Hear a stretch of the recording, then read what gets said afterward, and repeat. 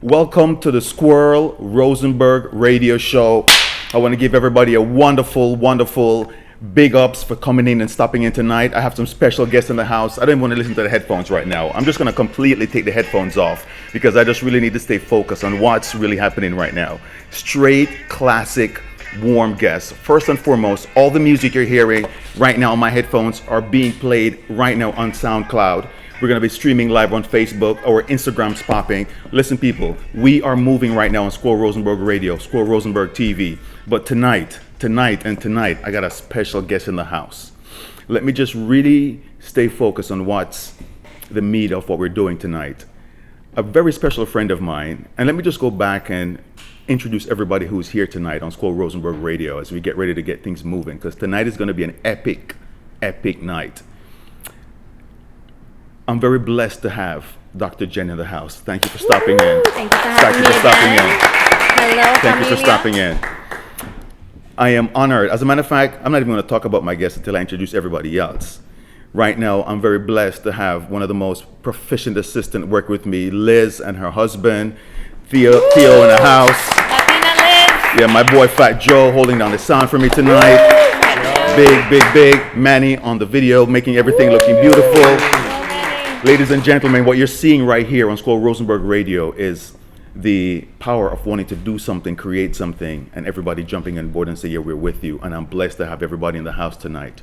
So with that said, let me segue to why we're here. Tonight, I am blessed to have my boy, and I'm going to call him by my AKA, Matty, in the house. Matthew Howell, thank you so much for coming in, my buddy. Pleasure to be here. My friend, and I'm going to let you introduce who you are, but first let me just let people know how I came to know Matty. Matt worked with my brother many years ago, and we met through my brother, and when Matt and I met, there was a connection that was so organic. It was, I can't use another word. It was just like, dude, you're like my mother from another brother. That's the best term. And we love nature, we love fishing, we love reggae music, we love drinking a couple beers, we love, most of all, building. Sharing some really beautiful gems that just really got us through different stages of our life. And I think we were there through many experiences that let me know that, wow, I'm blessed to know you. So without further ado, and another round of applause, thank you so much for taking the time out to be here. My pleasure, absolutely my pleasure. Love and appreciate you. Yeah, I love you guys too. So today on Squirrel Rosenberg Radio, we're going to change things up a little bit, and I want to bounce about on a couple things. Maddie, when you walked in and you saw the studio and what we had here, you asked, what inspired this? What did you see that, because you know me, what did you see that asked, why this? Well, I do see it as a manifestation of a lot of our discussions through the years, and so I'm looking around and kind of just getting a feel for the space and the energy here and the equipment that's put in place and the obvious beautiful people that are putting their energy into the work you're doing. I just was really curious as to what sparked that for you, what brought you to a place of saying, hey, this is the route I'm going to go, this is something I sink my teeth into. Yeah, it's so funny. It's the reason why I kind of probed you for that question, because that's exactly what it was. It was an inspiration and the action that needed to be taken on that inspiration. And even when I brought Dr. Jen in and I was like, hey, Jen, I need you over here. I need to be a part of this. You walked in and yes. Immediately it was like, this is what I want to be of, right? Yeah. So right now on Squirrel Rosenberg Radio, you're seeing the beginning, the birth, the sparking of something that's going to be so special that whoever walks into the cipher feels the energy. And that's what this show is about. I want to hear your energy, your perspective, how you've experienced things, what you've done to make you come to this mindset at this time? Because where we are right now, we are very blessed. So without further ado, I want to jump into a couple of things. Maddie, let me ask you this. Uh-oh. Get ready. No, it's not going to be a loaded question because I just want I want my know. viewers to know, like for instance, your parents, are they originally from the United States? They are both originally from the United States. Nice. And you were born in Jersey? New Jersey guy through and through. Oh, wow. Straight New Jerseyites. My mother's side of the family's from Midwest, Des Plaines, Illinois. Grandfather was a second-generation fellow, worked for Sears Roebuck. Oh, wow. They had staked their claim out in the Midwest. And my father was originally from Florida with grandparents who were, on his side, my grandparents, who were... my grandmother's very interesting. She was a shell collector and one of the original shell collector and one of the original divers in Oh, Florida. speak to me. Female divers, and interesting background on both sides. And they met in New Jersey. My mother was an airline stewardess at the time. I can only imagine. Your father stood no chance, right? He stood no chance. stood no Still chance. doesn't to this day. No. By the way, she's going to be a guest here on Score Rosenberg Radio and Score Rosenberg TV pretty soon. Yeah, you're right. Yes. She was, wow. So that's my story. And that's why you ended up in Jersey. Jersey is the type of place for me that you get your family roots built. You get you get to know your people. And there's very few places in the world that I think are like New Jersey. I've traveled quite a bit, and I come back to it, and it's home. And home is where your heart is, and where your roots are for me, family and friends and otherwise. And so. So what was it growing up as a family unit? What were some of the things you were interested in? What was some of the things that drew you, or what were some of the things you were drawn to? We were always beach people. So, that ability to be out in nature, to be at the beach, to be, a fairly simple life in those terms, the ability to literally just spend your day in the ocean and, with your feet in the sand and experience just that essential base, simple nature were the things that I recollect the most positively about my childhood. Oh, wow. Wow, a lot of time at the beach. Oh, nice. A lot of time at the beach. Okay. You are a good swimmer? I can swim very well, yes. I love to surf. And Oh, wow. Wow. Yes. Dude, what's up with the surfing and the sharks? And do you not see the footage? What's going on with this thing? I don't mean to start spooking you and affecting, but I'm just saying, I see the thing on TV and I'm Right. Well, I guess there's dangers and risk inherent in any That's outdoor true. activity. That's true. And for me, it's just, that's not something I'm thinking about necessarily when I'm in the water for sure. Yeah, that's true. I mean, this is coming from a guy who went scuba diving and also skydiving. So, what am I talking about Right. in terms of danger? Right. But, And I'm more afraid of people Then sharks. than sharks. come on. That's interesting. Expound on that. I think just just from a numbers perspective, let's just go data driven. I mean, you're surrounded by a lot more people than I am by sharks, even if I'm in the ocean at any given point. So I think there's risk true. inherent just from a True. numbers perspective. And now I understand, to me, I think the psychology of the human being is a lot more difficult to get your hands around than understanding the patterns of something that's in nature. I understand, like as a surfer from New Jersey, for instance, I know that there are no great whites. I mean, the chance of you finding, a shark of major significance is going to be slim to none. So True. Wow, understood. That's a very profound statement you made, because when you look at the numbers, and that's why we have to be so crazy and maneuver. But what do you rely on to filter, who's good, who's bad? Who do you let into your circle, Dr. Jen? What's your perspective? What do you use for your filter? Vibes. You feel it right away. It's almost like you can feel someone's soul when you're next to them. Some people, I think, are born with that, and some people are not. But you could feel it. And then if you don't feel it and you spend time with them and you really get to know them, then through their actions, right? Actions speak louder than words. That's true. But a lot of times our emotions get in the way. I mean, how many times have we made the wrong decisions? If we think about the past of people who, when you think about it, come on, True. So let me ask you this, and back to the statement you made. Are you being as profound as you are now due to the fact that you have lived and experienced the bumps along the way? In what respect? Just in terms of thinking about my relationship and the people I let into my life? Yes, or? yeah.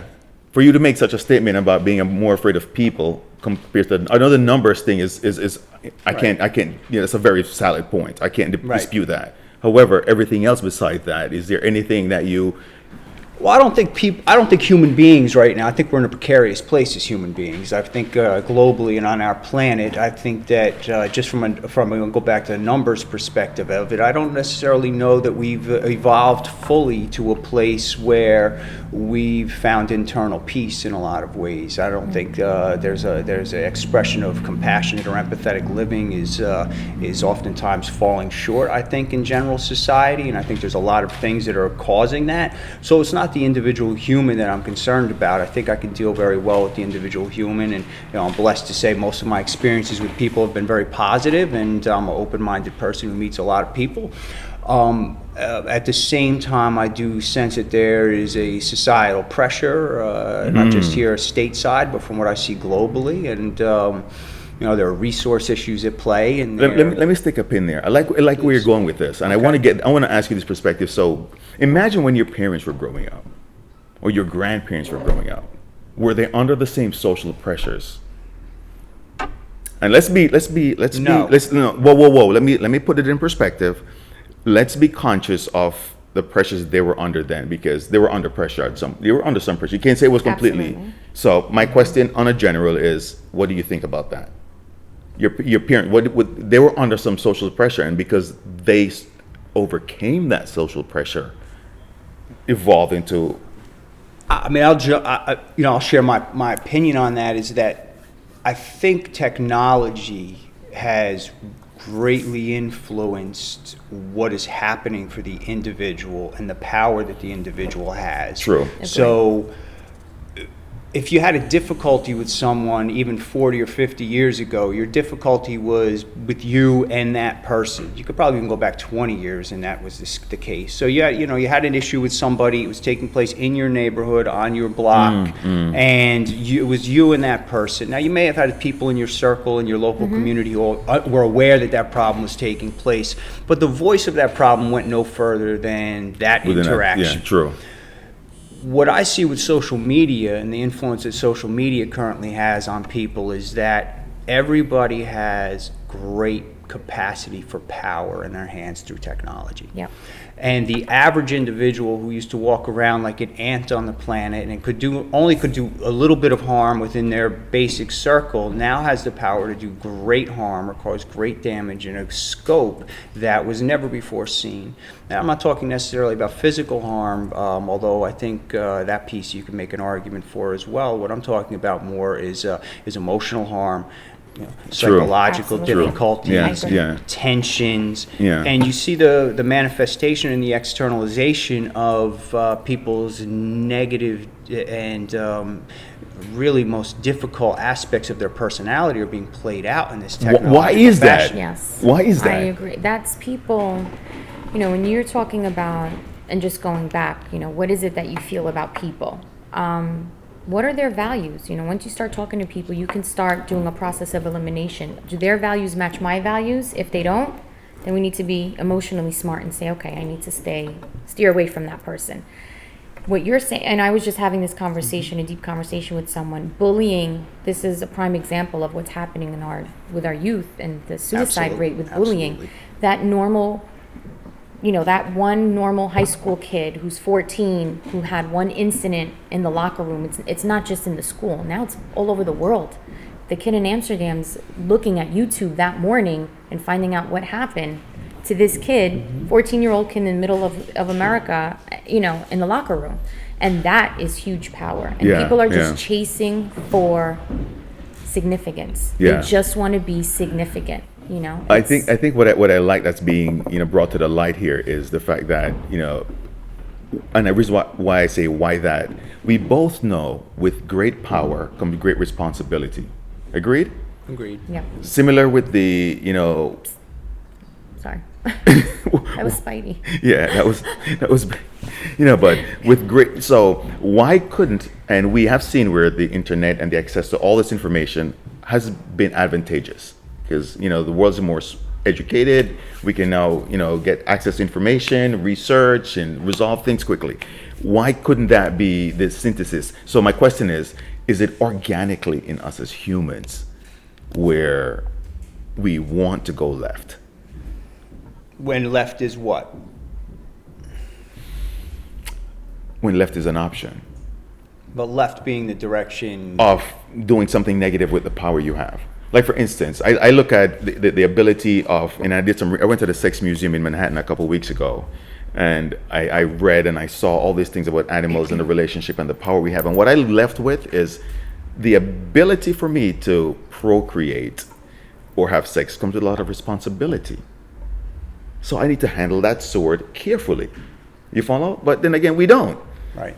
You know, so my point back to the internet and access to all this information, and I don't want to be long-winded on this because I want to really hear your perspective when it comes to data collection, when it comes to social media. These are good tools. Potentially. So that left turn, and when I say left, and I don't want to offend anybody, when I say left, I mean that turn to go down the wrong path. Is that an inherently human thing? And I think I know the answer to that question, actually. Go. I'm bursting. I want to pop right now. Go. Absolutely not. No, it's not. No. The majority, I think, of humans in our society, they don't want to do that. They don't want harm. If anything, they want to attract love. And the problem is the lack of love is what makes you go left, if we want to call left. Yeah, I would agree with that wholeheartedly. And I also think that it's really a question of human evolution essentially matching the power of the technology. I think that essentially human beings are not taught to have emotional intelligence. We're not taught to understand our own human inner workings. Oftentimes, adults, children alike are completely unaware with the way that their brain functions. They're completely unaware of the way that they create habits for themselves, whether they be positive and or negative. Okay. I think the just abundance of media and the amount of information makes it impossible for people to be reflective, to take the time to look inside, and without even meaning to be, and I don't think the average person means for this to be by intent, I think to an extent, they're living with using their brain unconsciously, and they're unconsciously competent at whatever they're doing, and they're possibly unconsciously slow down. Incompetent. Yo, Maddie, you just dropped a gem on Squirrel Rosenberg Radio, and what that means is, he just dropped a gem on Squirrel Rosenberg Radio, Squirrel Rosenberg TV, and let's expound on that. You said a lot of people are doing things unconsciously without really enjoying the motion, walking through the motion. Expound on that. Let me let you drop the gem. Repeat what you just said. Well, to my understanding, there are 4 levels of consciousness in terms of your behavior. So you can have unconscious incompetence, so you don't even know that you don't know how to do something and you do it wrong. You can have unconscious competence, right, which is you can walk around, you don't know that you're doing it right, but you just happen to be doing it right. You can have conscious incompetence, so hey, I know for a fact that I'm doing this wrong, but at least that's a jumping off point for learning how to do it right. And then you can have conscious competence, where you're the master of your own destiny, you're the creator of your own reality, which is what everybody should thrive to get to. I mean, ideally, I think people would then be able to find internal peace, because they'd be able to create for themselves what it is that that authentically resonates. Which is really. But I don't think that our world right now is not designed for that to be the message. Our world is right now designed for, hey, the iPhone, I mean, it's literally an eye. I mean, it's an extension of the ego. It's an extension of the, that piece of yourself that is actually the most selfish, that is the least giving. I mean, these are the things that our society is attracted to, and we're attracted to these things basically through marketing. Yeah, I was going to go. There's no net gain to be had in terms of it as an economy, so to speak. So those two things are at odds. But from my perspective, it's really when you get to that idea of technology and the ability for the human being to express themselves positively, the tool is there, but I don't think the thought process is there by and large. So what I'm hearing is technology has surpassed. Yes. And wow. I like what you said about being unconscious. I mean, psych, it's always been an elective, you know? And Yeah, unless yeah. you really like it, who's really choosing Yeah, psych yeah, as an true. elective? I actually You know, went with you're scuba choosing diving as my something- elective. Right. I did. You're doing something else. You got to really like it. To me, psych and finance, how to run money, you know, how to run a household. That's an important class that should be taught, as well as learning about your mind and your physiology.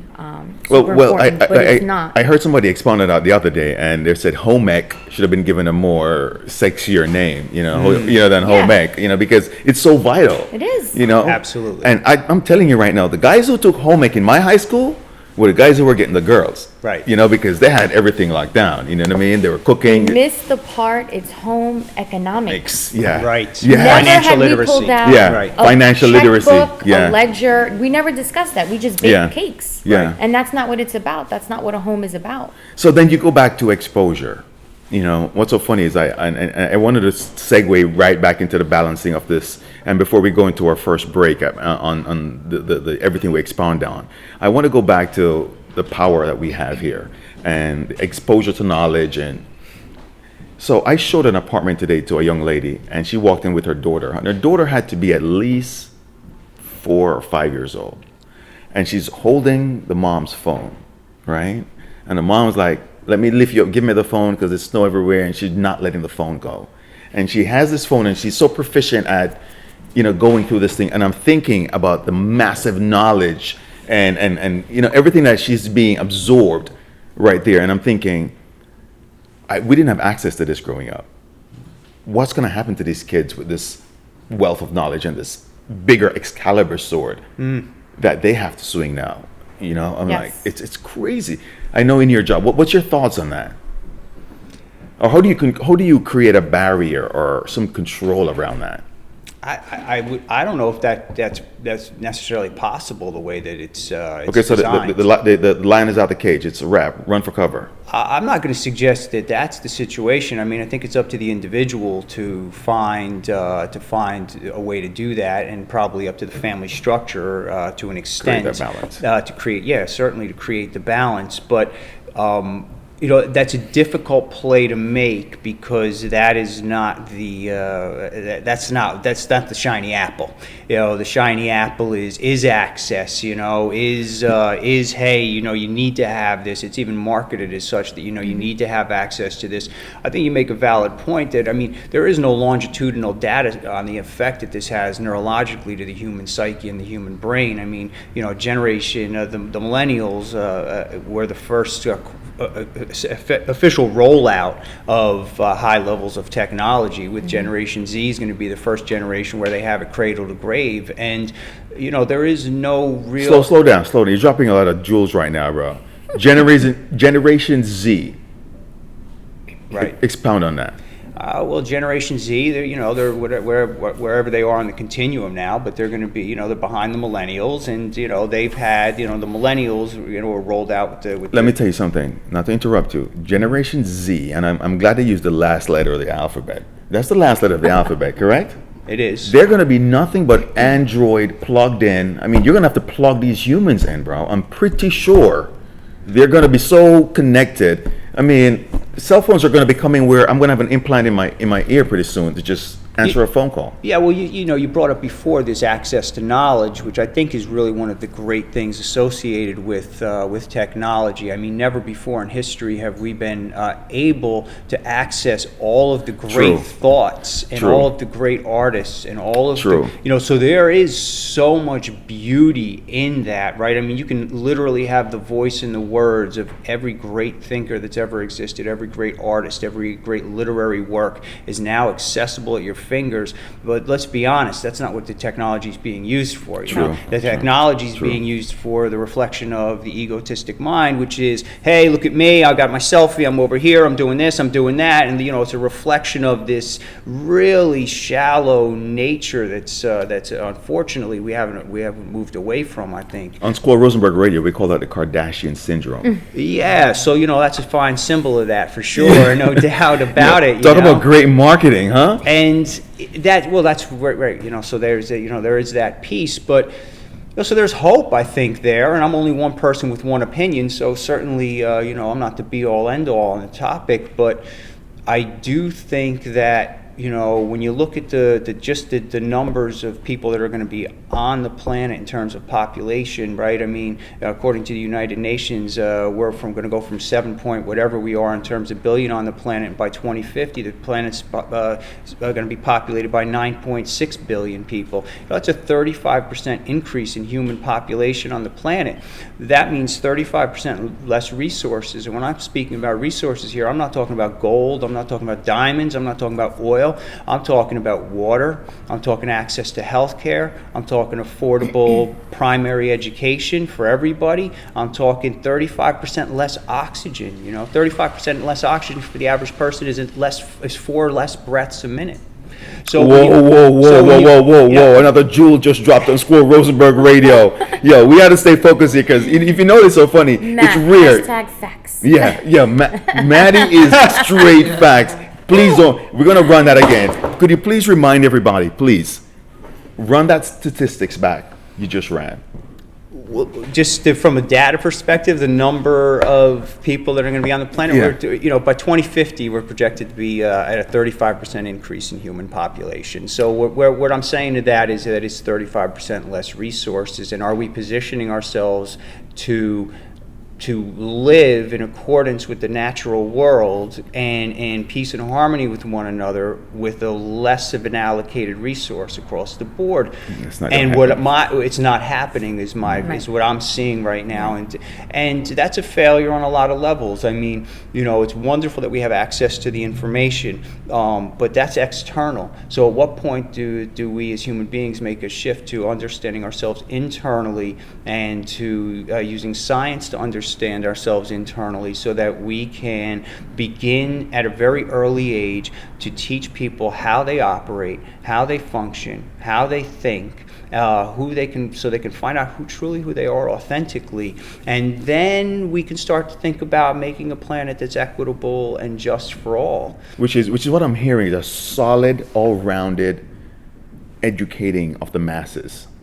Yes. So in an ideal world. Yeah. Yes. And let me ask you this. In an ideal world, let's say you had as 50 Cent would say, the magic stick, right? And you're able. Okay. Yeah, Dr. Jen knows that reference because it was used on different. But you had the ability. What would because I like where you're saying starting young. So what would be your ideal structure of a system that kids should go through to adulthood? Or when you say graduate college, let's think about pixie dust. If you want people to fly, whatever it is, sure. Tell me your honest opinion. In your ideal world, what would you say that process? Because I love the way you laid out those details that I didn't get in growing up. Right. Dr. Jen, did you get those stuff growing up? No. Go. In your ideal world, what would it be? Your system of development for a kid.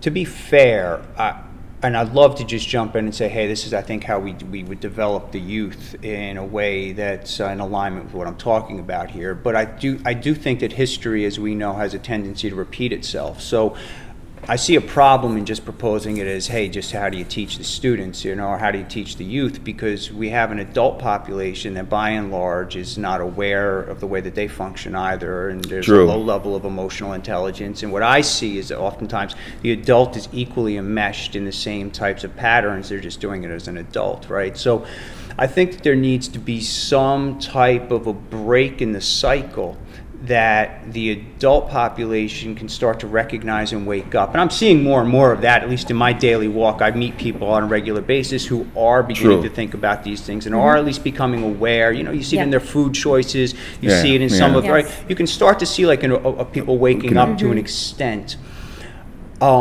I think for if you were to bring it down to the youth level, I'm very interested in the work that's happening, for instance, at Emory University, and some of the work that's being also done at Stanford University, where they're using compassion-based meditation techniques that are cognitively driven, and they have a lot of data that shows that through these techniques people can start to find inner peace, and you can actually see that functioning in the brain and the brain level. I think that if you could quantify what that looks like and make a transference of, okay, here's an educational template based upon this data that we can now start to use so that people can start to understand the way that they function, I think that's probably the path that we could take, because it does a couple of things, and one of the primary things is it takes out the belief system concept. So you don't have to be reliant on a belief system if you understand how you work just cognitively. Yeah, the data is there. You know, you can be now you can continue to maintain belief systems, and you can, that'll determine better. itself anyway. It's a negative belief system or a positive belief system will hash itself out over time. But I think if people started to understand who they were and how they functioned, my big thing right now is the creation of empathy and the ability to connect with somebody on a very real level. I want to stop. And it's rarely, because usually on School Rosenberg Radio, we are killing people with a lot of other talks, but you are profound with the information. This is really what I love and what I want to bring. But what you just explained regarding, people wanting to be more involved from adults, because what I'm seeing is I see a lot of adults acting like kids. Right. You follow? So if the kid has nothing as a reference point to look up to, right, where does the cycle? Where do you break the cycle? And the thing I like in your ideal world, what it should be, is that at this time we are more on fertile soil for that. There's more receptive people for that knowledge. You follow? Back to the food, back to the exercise, back to the way you're rearing your kids. People are a little bit more receptive to a more holistic approach, for example, within the traditional approach. Let's really get to develop these kids. So at the same time, I grew up in a family where you did something wrong, you get an ass whooping. And that played. I don't know how you were brought up, but I got the chancletas and a frying pan thrown at me a couple of times. Right. So I add that to being very athletic. But I also realized that, but I also realized the impact it had on me, and how I would prefer for my parents to have dealt with me in certain scenarios. Right. You follow? So back to breaking the cycle, when I had my girls, I tried and I made a strong effort to be a little bit different, to break that cycle. Right, you can see that. Yeah, so they will break the cycle going forward, because consciously or subconsciously, we make an impact on our kids. Right. And our action. Yes. So I'm trying to balance that. I'm not hitting a home run 100%, but I think for the ones I've done, the ball is still going outside the park. So with that said, before we segue into our next segment, I want to just give everybody a big shout out. Tune into our SoundCloud, Facebook, Twitter accounts. We're going to actually be transcripting this entire podcast. Thanks to a very good friend who just walked in the house. Donna, thank you for popping in, bringing that energy. And we're going to take a quick break, allow my guests to freshen up, and we're going to come back with segment 2 on Squirrel Rosenberg Radio, Squirrel Rosenberg TV. Stay tuned, people. Bong. Welcome back to Squirrel Rosenberg Radio. As a matter of fact, ladies and gentlemen, once we get some sponsors locked in, as a matter of fact, Heineken we're working on that. Poland Springs, we're working on that. I'm going to give a big toast to our guest, Maddie, that's in the house, dropping major knowledge. Cheers. Big shout out to everybody in the background, Manny on the camera, Donna, who's really... Thank you so much for coming through. Fat Joe, Theo, Liz, thank you for being in the background, holding us down. But before we jump back into the meat of things, ladies and gentlemen, I just want to remind you, everything that you're seeing right now will be available on our YouTube channel. SoundCloud is going to be moving on Instagram. We're going to be live streaming on Facebook. And these are some of the things that are going to be coming up shortly on the Squirrel Rosenberg Radio, Squirrel Rosenberg TV, as we really chop things up lovely. But tonight, I'm blessed to have my boy Matt in house, and all the knowledge you've been hearing and all the statistics and all the numbers. And also funny, let me segue from that. It's not even about statistics and numbers. Principles. That if we implement them now, not only are we as individuals are going to be better people, but our kids are going to be better people. And that's what I love about what we bring here at Squirrel Rosenberg Radio. Let's drop some of that real, tangible knowledge. Like I told my guests, what's so funny is, and not to be so long-winded, but I when I call Liz and I call Joe, I was like, guys, you need to come through, because I want you to hear what I'm hearing, because it's tough for me to go back and say, yo, this is what Matt said, because I can't deliver it with the same passion and it won't have the same impact. But if they hear it, it's going to be muy bueno. Squirrel Rosenberg Radio, Squirrel Rosenberg TV. So let's jump into this. We were talking about nature behind the scenes, Matt. Right. And I told you, hailing from Jamaica, the sunshine and being a lover of outdoors was. I remember running barefooted. No disrespect. I'll take that. Whatever African stereotype with a spiritual, whatever thing you want to throw at me, I love that bad boy. Running to the beach, swimming, eating fruits. I mean, I would go out and I wouldn't be home for hours because I'd eat a banana, I'd eat a jackfruit, I'm swimming, we're chilling, and it was a community that raised us. You know what I mean? I don't know how you grew up, but for me, nature was muy bueno. I connected with nature. That means very good, by the way. Yeah. Just in case. In case for your, what was your perspective on, what was your relationship with nature? And be honest. No, I don't have a relationship with nature. It's sad. Growing up in the city, you make a run for it. You live in the Bronx in the 80s. You make a run for it back to your apartment building, and you make sure nobody move, nobody gets hurt. You just keep it moving. That's a big reggae record, by the way. So, very different. I didn't have the camping and the beach. Beach was, we're going for Orchard? the day. Or was it Orchard Beach? It was when we were, The brown we water? would venture out, and sometimes we would go down to the Jersey Shore, and we would, go to the different amusement parks, but there was not a real connection with nature. There was no camping or anything like that. So, Dr. Jen, when we do take the Squirrel Rosenberg Radio on the road and we do a camping trip, which we're going to do, and it's more than likely going to be at Indian Head, are you down for that? Glamping? Can we do that? Will I have a cabin? 5-star. Yeah, 5-star. Maddie. I'll take 4. I mean, that's bananas. You know what's so funny? It now makes me want to definitely take the show on the road and do a camping trip where we can do a podcast right at a campsite, and just have a couple of campers come around. That would be interesting. I'd do it. Yeah. Let's just get out there. I've honestly never been full-blown camping. We're gonna Squirrel Rosenberg Radio. Mark my word, ladies and gentlemen, we're gonna be broadcasting live from a campsite. Dr. Jen is gonna be ready to go with her fishing pole or machete, and we are gonna do this. So let's go back to nature, Maddie. Your connection with nature. You told me you grew up. It was the beach, outdoors. What's your affiliation? What's your connection with nature? What do you feel when you're in nature? I mean, for me, I have difficulty really connecting with myself without nature. And so, to bring it back into the conversation we were having before, I think one of the concerns for human beings in general is that we have, in great numbers, for a whole host of reasons, lost our ability to be connected to our natural world.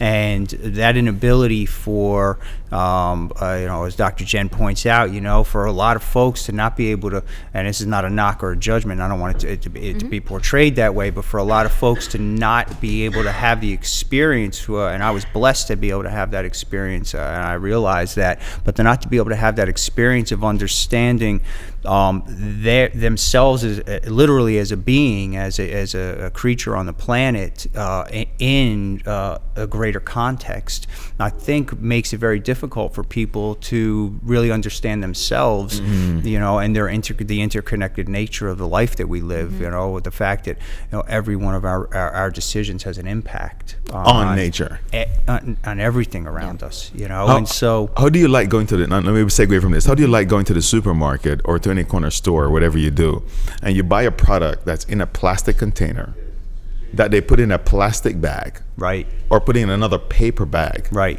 and give that to you, right? What's the life expectancy? And I love saying that word. Every word that I can't pronounce correctly, I love catching myself and just really ripping it apart. Good job. And when I pronunciate every syllable of the enunciation.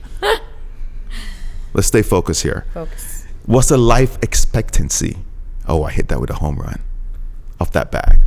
I literally, when I go to the store and it was a Jamaican store and I buy a beef patty, they put it in a brown paper bag, then they put the brown paper bag in a plastic bag. So give it to me in my hand. Right. Yeah. You don't think about the impact we made on the nature. But what I really love is the organic connection that we all have to nature. Whether you're assimilated, but when you go out in nature, my boy Stevie Dubois was here, and he said when he goes out for a walk in nature, early morning, and it's crisp, and he's just there's this energy that's transferred into the body because we are nature. Right. Yes. There's also that ability for me to use nature as a place to become mindful and to become aware of your surroundings and your place. So even coming in here today, right? So here we are. We're essentially in a fairly urban, if not very urban environment. And as I'm waiting to come into the building, I look across and there's the field, and it's not much to look at, but there's a dozen geese in the field. Canadian geese, by the way. And we'll call them Jersey geese. Who knows if they travel?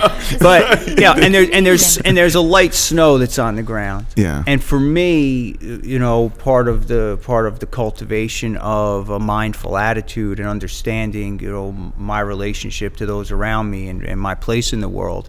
I paused as I was again waiting to come in the building, and I looked over and I acknowledged the fact that okay, here I am, but here are 12 geese across, and they're feeding, and there's water, and there's this, and that I don't believe is something that most people are taught to be made aware of. And that can be accessed anywhere, I think, even in the most urban of environments. Oh, I got it. You got. I agree. 100%. Yeah, finding that black rose in the concrete. Yeah. Mm-hmm. Yeah. You know what I mean? Theo, you know that song, my dude? Yo, Theo in the back is laughing at me right now because he just connected to what I'm saying. But I love what you're saying because we can find. But here's what's so funny about that: our society doesn't program us to find that rose. Correct. Yeah. So they distract us with all this stuff. And let me be blunt with this. Squirrel Rosenberg Radio, Squirrel Rosenberg TV, we are now a part of this stuff. We are. Dr. Right. Jen and I, the whole movement, we are part of this stuff. But we want to be the part of the stuff that gives you an outlet. Mm-hmm.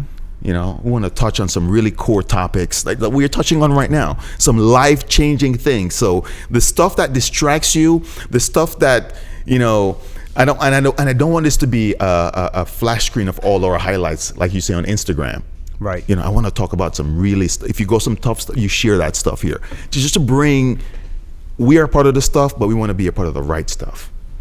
So back to what you were saying. True. Yeah, well, I mean, when you look at the natural world and our as I think you correctly highlight, it's not taught to us for most folks. Even if you live in a fairly rural environment, it's not taught to honor that, to respect that, to acknowledge that you are a part of that fabric that is the greater natural world. And I think you can see that how it's manifested itself in terms of the levels of pollution that are on the planet. The debate over climate change is quite honestly, it can remain a debate as far as I'm concerned. There should be no debate, my dude. Well, you don't need a weatherman to know which way the wind blowing, which is what Bob Dylan told us. But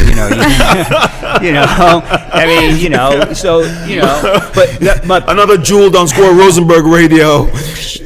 What did Bob Dylan say, my friend? You don't need a weatherman to know which way the wind blows. Beautiful. Yeah. But to that end, I mean, you look around and you say to yourself, well, how do you start to get in touch with your own internal nature if you're not aware of the external nature that's around you? And this idea of religion. I mean, religion comes from the Greek word religio, which means to relink.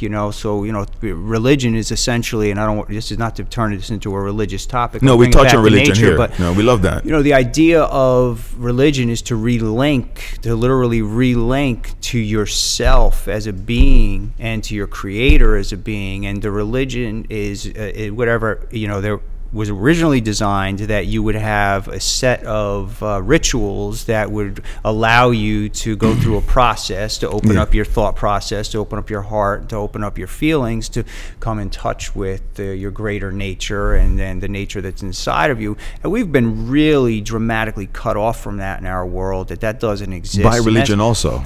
It's been drowned out of us, and I would agree that a lot of those rituals have lost their merit or lost their power because of the way that they've been transformed and changed over time. So it becomes important on the individual to create their own rituals and to create their own processes. Here's what, and I hate interrupting my guests. And Dr. Jen, what's your views on what Maddie's saying in terms of the religion and rituals? Because that was profound. And I want you to hold a pin right there because I got something for that, bro. Go. Religion does, that's the root word, and the root word is relique. Yeah. religio, I believe. Or Religio, which means to relinquish. or relink. Relink. Relink. Okay. Really, and I'm thinking, as you're saying that, I'm thinking, what's my experience on Sundays? And it's a relinking. It's relinking, opening my right. heart. And there's something that comes over me on Sunday mornings when I'm at church and my heart is open at that time. I'm in a different zone than I am on a Thursday evening. And it's, to me, I think it's important. That relink. The relink is important. And the religion, whatever way you get it, is fine, and you could probably get it from multiple ways. And so I'm not here to discuss necessarily, what religious path you pick and how do you get there. And, I think I'll leave that for greater minds than mine. But for me, it goes back to this idea of nature, because the greatest way to relink with your creator is to look at other creation, and to be aware of your place in this greater scheme of things, Lately in my own life, I've been reflecting quite a bit on this idea of why can't I just be happy that I'm human, and what it means to be human. Why is it always that I have to try to be? If I do this, then it's going to be. If I get to this level of money or this or this or that, then that'll be the thing. I've had to release that attachment. I've done a lot of work to let that attachment go. What was that like? Be honest. Don't give me the highlight reel. Be honest with me. What was that like? That awareness of you have to let me not be in. It's an ongoing process. But what was that like? Was it? Did you go through withdrawals? Were you shivering under the covers like Pookie? Yes. I was saying to Dr. Jen in the break. What's so funny? Yes. What's so funny? Like Pookie. Yes. You remember Pookie from New Yes, Jack I City? do. Yeah, he was going through I'm my withdrawals. brother's keeper. All right, Come on. This, the reason why I'm poking him like this, because I've been through that, bro. You know what I'm saying? You want to get rid of that habit, and it's just Yes. Well, it's all about the creation of new neural pathways in the brain. So, the brain and habitual activities are predicated on your neural pathways that you creted through whatever activities. Habitual habits, yeah. Yes. So, what happens, physical, mental, emotional, whatever the highlight, the thing that brings you back to, that emotional pattern over and over.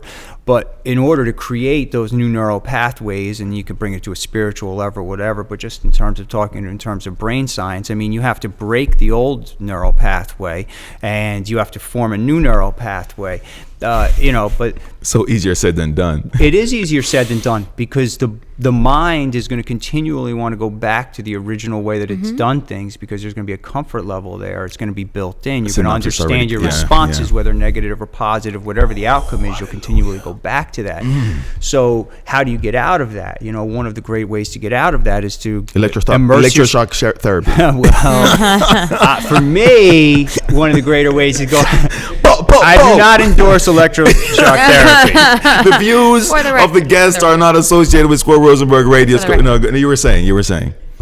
For me, part of that is about going out into an environment, into a natural world, and then paying attention to those things around me so that I can really get quiet inside. The ability to be quiet inside and to find a peaceful center that you can cultivate, that you can then carry into all other aspects of your life is really super important for me. How do you find that quiet time? Time in meditation. For me, again, I always go back to which is why the topic of nature is so important to me. That time in nature is extremely important. I'm a firm believer in a meditative practice. I'm a firm believer, whether it be a walking meditation. For me, washing the dishes can be a meditation. I'm a practitioner of yoga. These are different things. All right, so here's what I'm gonna do. I'm gonna stop you right there. Square Rosenberg Radio, Square Rosenberg TV, guys. We are really venturing into some deep, nice waters right now, because I'm going to really touch on a couple of things with Maddie. But before we do that, I just want to remind you, stay tuned to our SoundCloud, YouTube channel. Everything's going to be available live, and we're going to be Facebook streaming this, so you can be aware of what's going on in the environment around us. Maddie, without even stopping the segue, yes, sir. Do you remember one of the main things that we enjoyed? You asked me this when we were at the shower recently, and Maddie goes, we have been fishing so many times, and I can probably count on one hand the amount of fish we've caught. Really? Unless we went on the boat, which was blue fishing, where they were throwing fish at us. So you just had, you just had to duck. You know what I mean?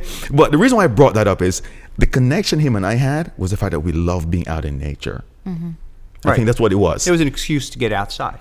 outside, and I remember going to this pond. Remember, it was down by you, and it was multiple ponds. Right. I had my cooler with my beers, like 7 in the mornings. I had my beer, because that's the ritual. Back to rituals you have. My fishing pole, my worms, and we're going through these bushes, and it was just me and Maddie out there with our poles in the water, just building. And I'm telling you, bro, it was beautiful. You know, and I think so important. And so important. Oh, what a home So run. important. But here's the key, and I allowed you to finish as you expounded on religion, and I wanted to bring it back to this. And every Squirrel Rosenberg episode you see, when we touch on religion, you'll hear me say this. When I reached out to Dr. Jen and I said, hey, I need you over here tonight to come through. We're going to build with Maddie and share. She said, I'm there. When I told Maddie to come up, Maddie was like, I'm there. Everybody I reached out to, Liz, Fat Joe, Donna, they're here. It's all because of a relationship. You follow? And that's what I love when you said about rituals and religion, because religion separates us. But if we have a relationship, how many miles separated you from me tonight? 78 according to my GPS. Bong. And he's here because of a relationship. Right. He has a baby on the way. She's probably going to be born in 15 minutes. If I get up early, you'll know. It's going to happen. Nice. And you know, but it's a relationship. And that's what we should all build on. Because if we have a relationship with that power. And to go back for a second. Do that. You got the relationship piece, but for me in my own personal life, and Dr. Jen had alluded to this earlier. She had said, hey, you're starting the podcast. I said yes, and it sparked such a good feeling in me, which I'll bring out here, because in my life, I've really been practicing saying yes to the things that avail themselves to me and the opportunities that avail themselves to me, because it's going back to that idea of this, hey, how do you create a new neural pathway? How do you create a new experience for yourself? Well, you need to go out of your current experience into a new experience that's out of your comfort zone. I don't comfort like going out of my comfort I zone, understand. bro. Who are you to tell me to go out of my comfort zone, I'm bro? not telling you to. You can stay in your comfort zone, and so everybody How's else that can working too. for you? Yeah, it's not working. But what I'm saying is, when you said, hey, can you come up? I say yes. It's not working. When my relationships around me are also designed to support that. Yeah. So, the people in my life, my friends, my family, hey, I have this opportunity to go up and have this conversation. Go. I say yes. Now, all of my internal energies will oftentimes rise up in a defeatist manner and say, well, you have this, you have that. Yes. A development of doubt, a development of fear. But that's all ego-driven. Yes. And the ego does not exist. One of the greatest myths portrayed on the minds of man is that the ego is real. If you look for the ego in its source, you will find that there is no ego. If you trace the mind Deep. back to its own, if you look for the mind, you will find that there is no mind. The only real state is the thought-free state. Yep. I heard Whoa, once. slow up, son. Another Yeah. gem, Squirrel Rosenberg Radio. We dropping gem. Yeah, we're going to have a jewel bag by the time this guy's out of here. The only state? Is the only real state is the thought-free state. A thought-free state. So let's just really dissect that. A thought-free state. Expound. Like literally. Practically, what do you mean? Put me in a thought-free state. What are some of the things that would put me in a thought-free state? I can't put you there, and I can't show you how to get there. What I can tell you is that it exists, and if you can get there for a moment, you will see truth. You won't see truth if you can't. If you will see truth the moment. This sounds so abstract and so Pixie dust esoteric. and yeah. Preach it. Keep But going. if you can get your mind into a thought-free state for a moment, you will see a moment of truth, because the veil will lift. We walk in our life with a veil before our eyes of false projections and ideas of things that are portrayed before us. That's why, to me, getting rid of the television is so important. Getting rid of the things that control your mind, that control your thought processes. It's so integral to becoming a developed, self-evolved human being who can really give to society. Because if you don't, your brain is inundated with messages that are external. Before you said, hey, do you curl up in a ball? Yes, you will curl up in a ball with withdrawal from feelings like, oh my goodness, I've now detached myself from all these things that have been the structures of my life. Yeah, Structured my yeah. life around all these external things. And so when you remove those things from yourself, there's a sheer sense of panic that will rise up within you for a period of time. Right. But this is the thing. You're at that moment being asked to look at yourself directly for who you are for the first time, for many people, for the first time in their life. True. And that's a painful experience for many. It's a frightening experience. Yeah. But you saying, I want to share, 3 months ago, I have been in that state, a thoughtless meditation. I don't remember how long, but it was beautiful. Wow. I was just telling my husband, I need to get there again, because that's all I think about. Thoughtless I meditation. need to get to that Which trance means, and again. I'm gonna ask a stupid question, and Wiseman once told me there's no such thing as a stupid question if you're a confident asker. You follow? Here's my question: a thoughtless is mean I'm in a stage where there's nothing. But not thoughtless, thought-free. Okay, thank you for the correction. So let me try to envision this for my viewers out there who are watching this in Squirrel Rosenberg TV, and for those who are listening. What does that mean? I go into a state where my mind is completely free of any thoughts, and I'm just silent. Yes. It's possible. I've experienced it. Wow. Not only is it possible, it's actually your true state. Okay, so to get there, and I love where so no, we can make this practical, because to get there, we can now disassociating ourselves slowly. So you wean off the TV, as you said you did, which for me, oh son, that's my heroin. I'm addicted to TV. No, I'm gonna be honest. But literally, it all depends on what I watch, though. But literally, listen to the language you're using in that comment. This is not a knock. You're actually Words are powerful, no, right? no, but you're literally True. acknowledging what Wow. most people would acknowledge, which is I am literally physically, psychologically, and some levels emotionally addicted to the response I receive From my TV. from my television. If my TV goes out, I'm fixing it immediately. I understand. I Yeah. understand. It broke. I took it off the wall, walked it to the guy, and barefooted I uphill understand. both ways I understand. to make sure when I came home that night, my TV was working. But now, thanks to my boy Maddie, I am not realizing that I'm addicted. Detox. Thank you. could Squirt do it. Rosenberg Radio, Squirt Rosenberg TV. Wow. No, but I appreciate that. So if we go back and start disassociating ourselves, and with some effort and appreciating that, we're now becoming silently, we're buying ourselves back. We then have opportunity to build something else in. At a minimum, you create the space for growth. Where you target that growth, where you put that growth, it becomes, the world starts to become your oyster. I mean, it starts to become very rich again when you start to control your own mental space. When you take your own mental space back, you start to find, well, okay, I now have this void, right? Okay, I have this void that was filled with. Look, I was an avid sports fan. I could care less who wins the game, loses the game. I don't know who plays the game anymore, because I knew I was being lied to by the sports.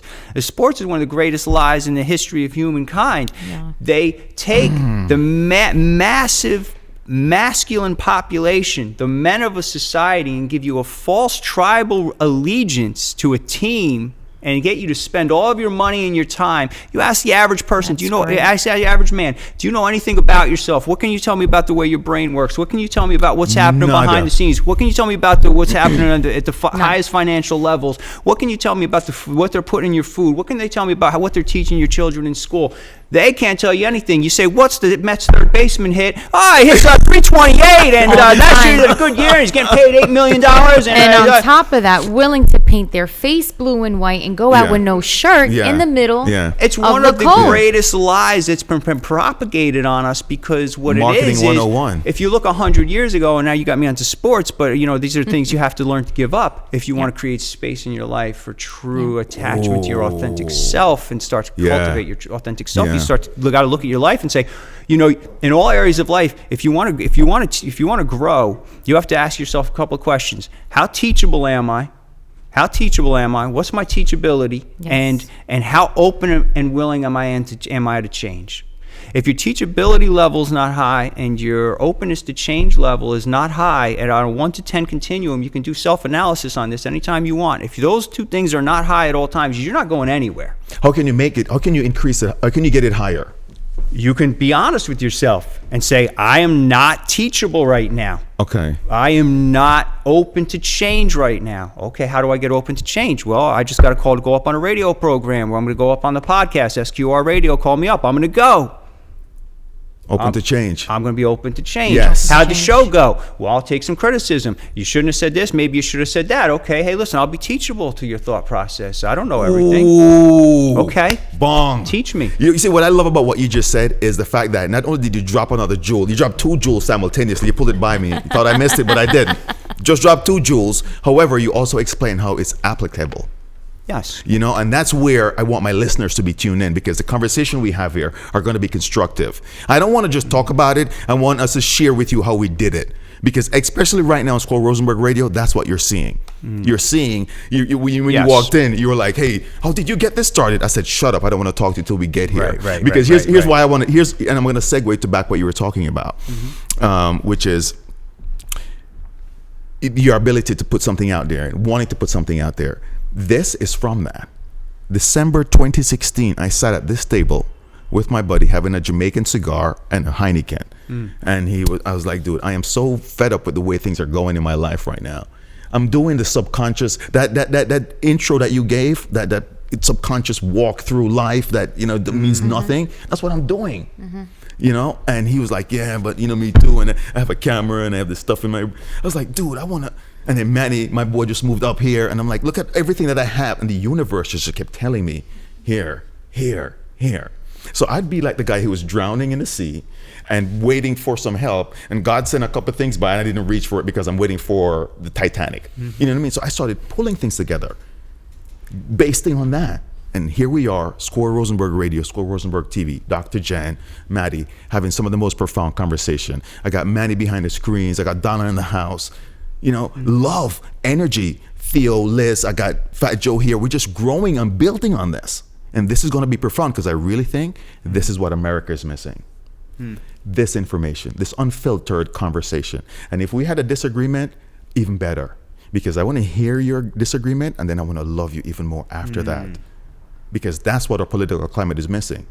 Forget who's in power. Forget what's going to happen. At the end of the day, we need to love. And with Stevie Du Bois, I'm sorry for being so long-winded and all over the place. When I asked Stevie Du Bois, what's your thoughts on the political climate today? You know what he said? He stopped and he thought, and I respect the pause. And he said, we're missing love. Because if it was an aunt or uncle, I don't care who he voted for, was in a hospital, you'd be there. You follow? Why am I hating? Where's the love? But our system is not. I agree with you. No, but we control the system. This is not a political commentary per se, but it's the human psyche is currently not structured for compassion and love. I was throwing out some statistics earlier. I'll throw something else at you. 2016 Oxfam did a report on the wealth distribution around the globe, and there are 62 individuals in the world who have the same accumulated wealth of the 3.6 billion poorest individuals. Wow. Let me say that again. 62 individuals with the accumulated wealth of the 3.6 billion poorest. Since 2010, when they started this study, the wealth of those 62 individuals went up by $500 billion. And in that same time period, the wealth of those 3.6 billion went down by $1 trillion combined.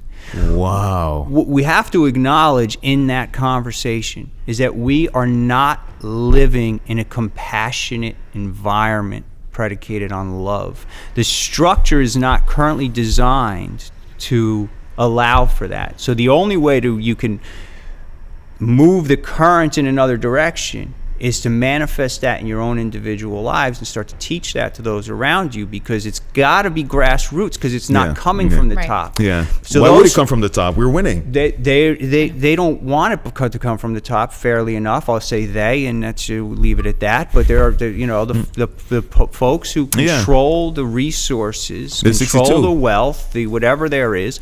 They are inclined to keep that.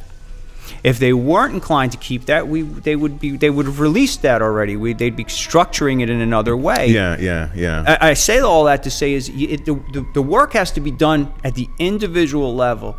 And the precipice we are on right now, in my opinion, the work has to be done now. The game does. There's not a long goal on this. You're not looking at a long goal. It's a short goal. And the question goes back to that technology we were talking about before. That power's in hand, right? That power's in hand, and the turnaround time on our evolution and our conscious minds and our abilities to work with each other and deal with each other in a manner that'll make sense and respect our planet and respect the things around us and respect the nature around us and be somewhat self-sufficient and be able to take care of ourselves on some level. The turnaround on that is going to be very minimal. Yeah, I know. Yeah. And what I'm really worried about, it's going to take something cataclysmic. Well, it doesn't have to, and if it does, just don't be attached to the outcome. I mean, at the end of the day, it's like, you're a part of it. But for me, I'm not overly attached to the outcome either way. I'm watching it go down, and I'm saying to myself, okay, You're just accordingly. I'm doing what I do, and I'm willing to say what I think is right, and I'm willing to share whatever little bit of spiritual and psychological and emotional guidance been lent to me. I'm willing to turnkey that and share some of my own, little things I've come across in my own life and in my own work on myself that I've kind of built into my own knowledge base. I'll share it. At the end of the day, it's a problem that's bigger than any one individual. Yeah. No, but so it's not hopeless. Nothing's ever hopeless. Yeah, it's not hopeless. Yeah, we don't want to think that. No, nothing's ever hopeless. No. Nothing's ever hopeless. No, but I really, go ahead. But that is the history, I would guess, of the world or a country. It's this consistency of having the 62 on top. You're always going to have the king, and then you're going to have the people underneath the king and the queen. And I'm just curious to know how much are they giving out, because they would have to, right, for tax write-off purposes. I'm just curious, how much of that are they giving away? The top 62? And where is it going? No, I think I have, based on my exposure. Do we know if it's being utilized properly? I think based on what I've known, I don't know that. Yeah, I'm pretty sure it's probably going into a certain loop that comes right back to them, the way the system is structured. But let's just to segue off that a little bit and on this topic. I wanted to touch on something on a more light side, because we were talking about yoga and your affiliation with yoga. What got you into yoga in the first place? Like, I mean, the typical guy is going to the gym, lifting something up, putting something down. You know what I mean? And I do that, and I've done that, and I've been involved in martial arts, and I've done multiple types of exercise. But I think the thing that drew me to yoga was I was invited to a class actually, 15 years ago, and I said yes, and I find it to be, for me, a melding together of multiple disciplines into one practice, which is what it is. I mean, yoga, and I'm not an expert in the area, but there's the scientific aspect of yoga, which is literally what the physiology of the body is, and what's happening when you're in these stretches and when you're in these poses. I mean, that's scientifically quantified about what happens with the changes in blood flow, with the changes in heart rate, with the changes in respiration. So you're talking about, okay, so let's slow that down a little bit. Let's saw the correct downward dog position. What are you feeling? What's moving? What's going on there?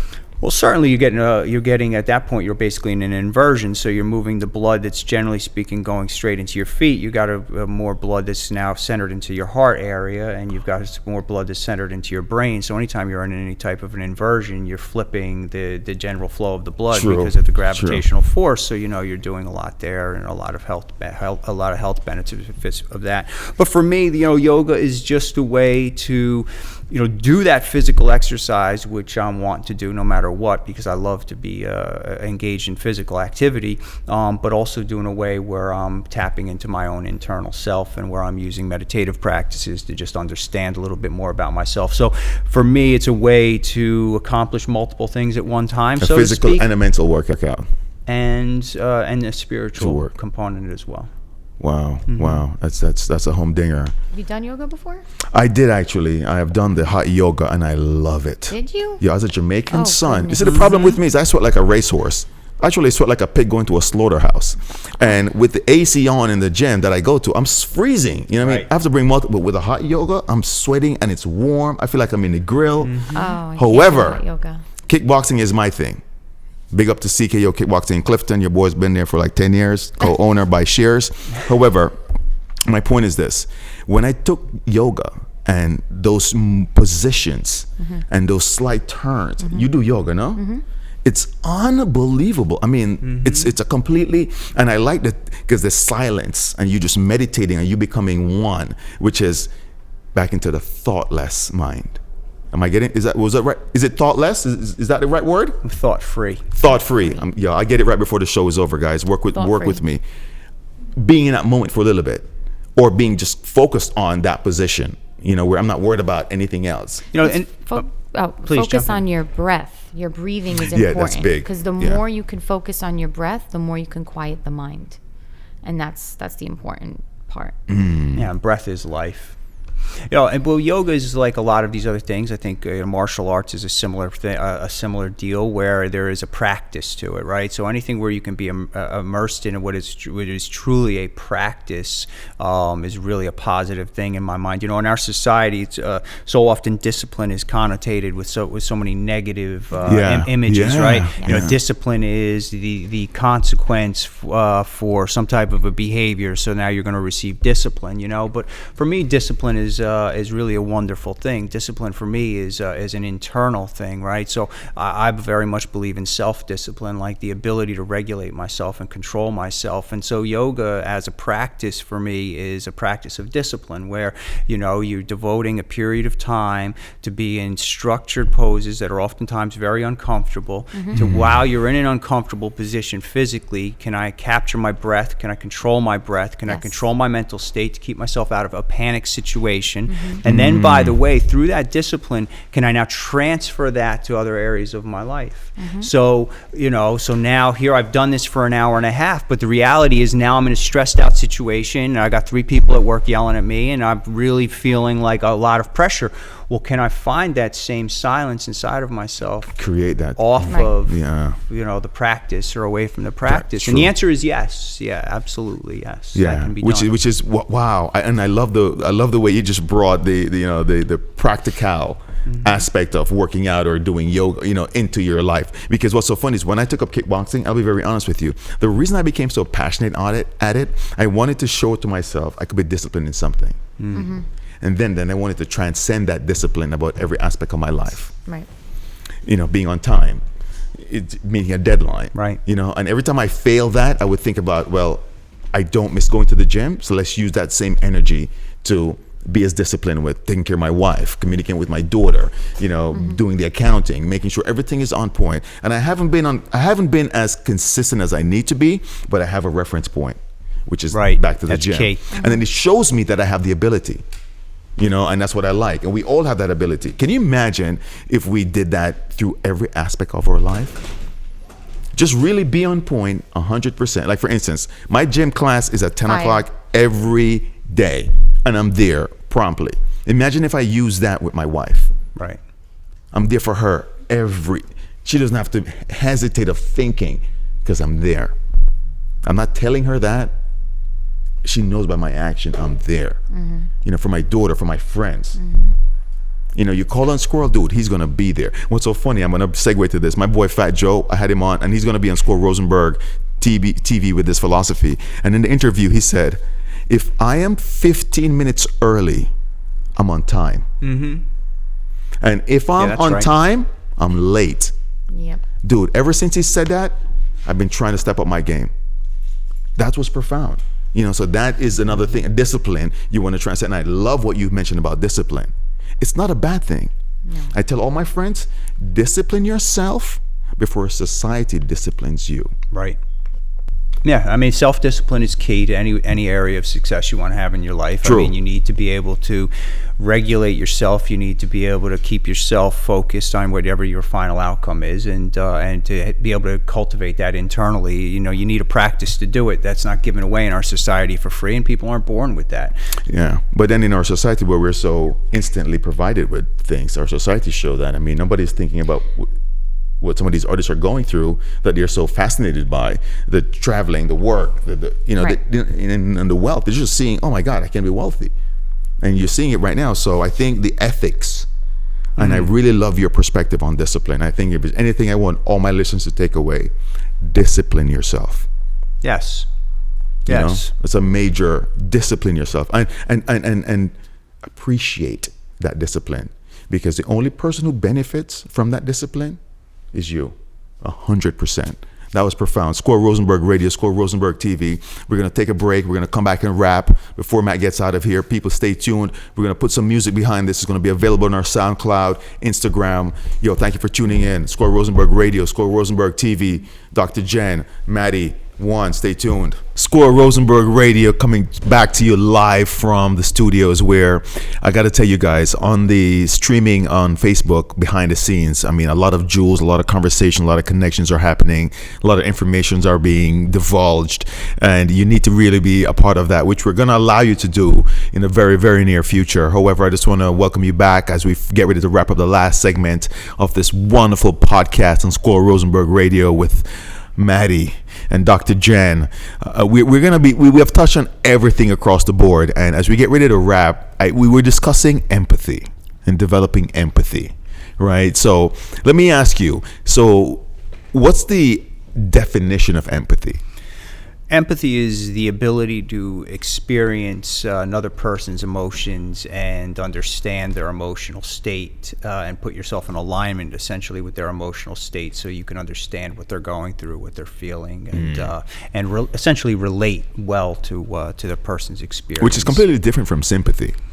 Absolutely. You know, sympathy is an expression of I understand, right? Okay, I'm sorry that happened to you, right? Sympathy is an expression of, acknowledging that the person is going through something. Empathy requires a leap of faith in that, and I like to think of empathy as literally a pathway that allows a person to connect to another person. And the step that empathy requires a person to take is the ability to become vulnerable.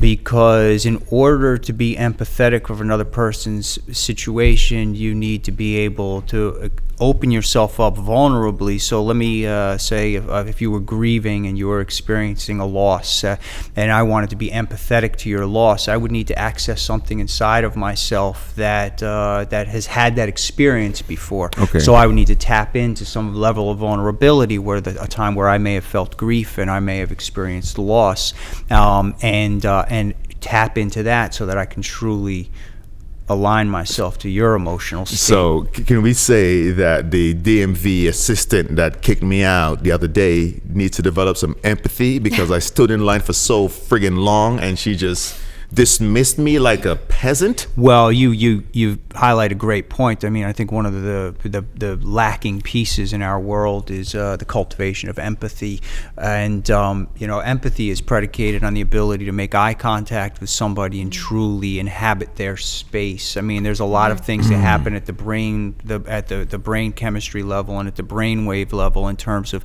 the frequency emitted in terms of your brain. There's a lot of science behind that, but the ability to look into a person, literally, like Shakespeare said, the eyes are the windows to a person's soul, but that ability to connect with somebody and put yourself with them in their experience, with no walls or barriers between you, has been lost in our society. I mean, it's actually not celebrated, because if you do that, you're probably considered weak. Well, we were talking about that off camera before, about this idea that, I'll share a story. Once I was wearing a pair of socks with peace signs on them, and my niece said to me, "Uncle Matt, why do you have girls' socks on?" And I said, well, they're not girl socks. They're just socks with peace signs on them. They were a gift that had been given to me. But I walked away from that conversation thinking to myself, why is it in our world that the concept of being peaceful is considered to be a weakness? And why is it considered that if you're going to be gentle, you are automatically going to be considered weak? Like, what is it about our who we are as people that those are considered to be weaknesses, when actually in reality it's gentleness, peace.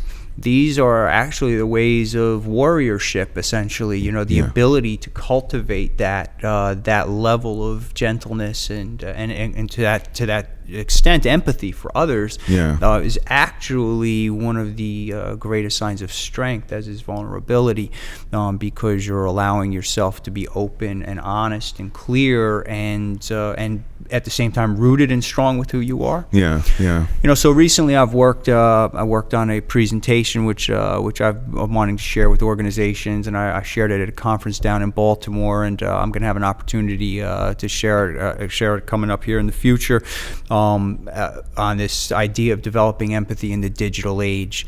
Because what I see in organizations and in schools and with people in general is, when you bring in the digital nature of our world, that does not allow for empathy. Empathy, as I actually hide behind the digital nature of the world right now and be as malicious as I want. Yes. Without, Right. it's a great barrier. And empathy is predicated on our ability to make human contact, Reconnect. to make eye contact. And you can't do that through a device. It's non-existent, So I think one of the safe places, this will go back to the technology piece, and I don't want to go too far afield, but when you go back to that technology piece and the creation of, and it's in the wings, I mean, if you just look into like IBM's creation of the True North chip, for instance, the creation of artificial intelligences that allow to build upon themselves, where, facial recognition software, and let's say, like, for instance, the True North chip, again, which is an IBM creation, is literally wired with essentially neurons and synapses to reflect the functions of the brain. And they've been able to take one chip and wire it to 16 other chips and house it in a device about the size of a brain. Now, from a numbers perspective, the neurons and synapses aren't nearly as developed as the high number that take place in the brain. Billions in the brain,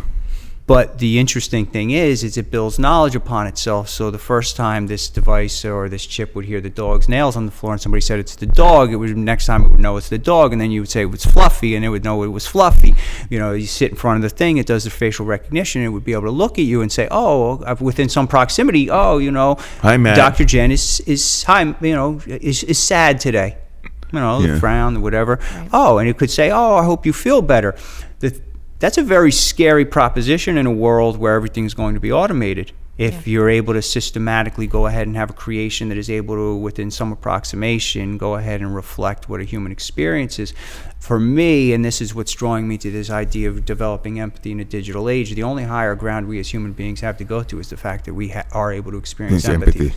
That's the only thing that separates us from the robots that are going to be developing. Essentially. You're right. Essentially. And so in a world where that is not being taught, and our ability to understand one another's experiences and come to a place where we actually are able to feel their experiences and be vulnerable to their experiences, and that's really looked at as a weakness, I think is a very sure sign that we need to change things. And if I wanted to access that presentation that you've been doing, is it online? Have you? It is not. I mean, I do have a fairly robust slide deck associated with it, and my goal is to be able to bring that out into an organization who's looking. At the end of the day, an organization that's able to have empathy built into the organizational capacity of the place will allow people to be able to start to understand one another, collaborate with one another, and become more responsive to one another's needs, and make for a healthier organization and or climate. So my goal right now, and it's in the early stages, is to bring that information to as many people as I can. So, for anybody who's interested in that information, I would ask that they contact you. I'm developing on the back end, getting my lines of communication open in terms of how we can have a deeper conversation. No, I know, I like that. And I think that's I think that's what we're missing. Awesome. Yeah, and not Awesome only work. in our corporate world, but across all genres. Because if we were empathetic to everything that's going on, I think we'd all be better human beings. And I love the way you've really not only explained it, but the fact that you've taken that as your mantra or your passion to get it spread across the world. And I hope Cablevision, PSE&G, which other companies I'm owing to, my mortgage company, you need to really sign up for this, empathy in the digital age, so that when I call you and tell you that I need more time, you're able to understand what your boy's talking about. That was beautiful. But on a serious note, I really think that disassociate. However, before the digital age, we all know protocols were put into place to do that, to separate the empathy. And what's so funny is when somebody steps, because I can always tell you, like for instance, I'll be very vulnerable, and I missed a payment on my insurance and it lapsed. So when I called the lady, she goes, "Sorry, you had a lapse before, you cannot get another lapse, your policy is canceled. You owe us, as a matter of fact, you're uninsured as of right now, and you owe us XYZ. But back to the power of, I said, "Can I speak to a supervisor?" And the perfect guy came on the phone, and he showed empathy. I'm reinstated.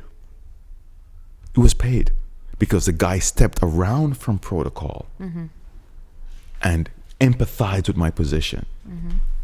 I was so moved that just yesterday I called the company back and left a message for his supervisor to let her know how moved I was that he didn't treat me as an account number. Nice. And that's that ability to, and you do find it in our world. And I think earlier you said, hey, is it a hopeless situation? I certainly don't think it's hopeless. Dr. Jen said it. It's never hopeless. It's never hopeless. At the end of the day, though, we're going to have to learn to cultivate this as an experience, teach this, quantify what that looks like, and understand how to get there for us to have a peaceful planet, and a planet that's, where resources are allocated in a way that everybody's taken care of. And rightfully so, I think that's something that we are all responsible for. You know what's so funny? And, before I even allow, because we could sit here and talk for hours, right? As you can see how things are going. But I want to bring this to an ending. And two things, I want to be able to leave with three major takeaways that we've all developed. And, Dr. Jen, I'll allow you to go first. What's because we've really grown, not only as individuals as we had this discussion, but what two takeaways you could have from tonight's podcast with my boy Maddie? Ooh, there's a lot. I know. You should. And I don't mean to put you on the spot. And then Maddie, of course, I'm sure you've learned some stuff from what we have expounded, but I want to wrap this in like next 3 minutes. Okay. Takeaway number one is you have to be present. You have to be open. And in order to be present to now is to really be conscious of everything you're doing. It's very easy to fall into the pitfall of everyday life. Yeah, the routine, but the ability to really breathe, be present is key to really being vital. Yeah. Right? So you can be alive, they can check your vitals, but are you really experiencing? Are you really present? Feeling and touching and loving? Are you really there when you're doing those things? Yeah, Dr. Jen is right on that. Are you present? Yeah. And then two, I've learned a lot about empathy, just on a different level. I know it's there, it does exist, but it's rare. It's not a common thing right now. Yeah, that was big. It's needed. So I'm excited to listen and follow up on your work. So yeah, we gotta get it open. Maddie, two takeaways from what we've just built on tonight. I think one we were talking about off, between in the break is that, there is application to this, and you do such a marvelous job of this. There's application of this to our familiar lives, right? I mean, the reflection of, I think for me, if I had a critique of myself, one of those is that I'm oftentimes thinking globally, right? And, sometimes you've got to boil that down and say, okay, well, where does that apply in my own family walk, in my own relationship with my family members, and where making certain that not only am I consciously applying it, but that it does across all continuums, right? Yeah, all and, yeah. And I walk away. Dr. Jen just really reminds me, as I often need reminding, that we are not in a hopeless situation. That at the end of the day, it's really about getting people to become aware. She pointed it out earlier that people want love. Yeah. Yeah. People want the experience of love. I think at their nature, that's what they want. We're clouded by all of the things we spoke about this evening and more. We could go on for days about all of the different structures and things that are in place that cause us to be drawn away from that. But the reminder that people want love. Yeah. Wow. You know what's so funny? We're gonna leave that as the marquee. I'm not even gonna give I was gonna wonder what was gonna be my takeaway, but I gotta leave that, man. I mean, that was profound. People want love, which goes back to my boy Stevie Dubois. That's what we're missing from all of this is love. It's a genuine love, and if we genuinely love, empathy is one of the ingredients that's in that. Absolutely. Gumbo, for lack of a better word. So, Squirrel Rosenberg Radio, Squirrel Rosenberg TV. I want to give a big round of applause to my boy Maddie. Came into the house, dropped a real lot of gems on us. Thanks to Donna, thanks to Manny behind the camera, Fat Joe and Liz, Theo, everybody who's been here. Ladies and gentlemen, this is what the show is about. We want to cultivate good energy, give you positive info, and applicable info. Thank you for tuning in. We're going to post this on SoundCloud, on our YouTube channel. Stay tuned, stay good. And what's the quote? It's all about love. Give love. It's all about love. It's all about love. Thank you for tuning in. Squirrel Rosenberg Radio. Beautiful. Nice. Nice. Wonderful.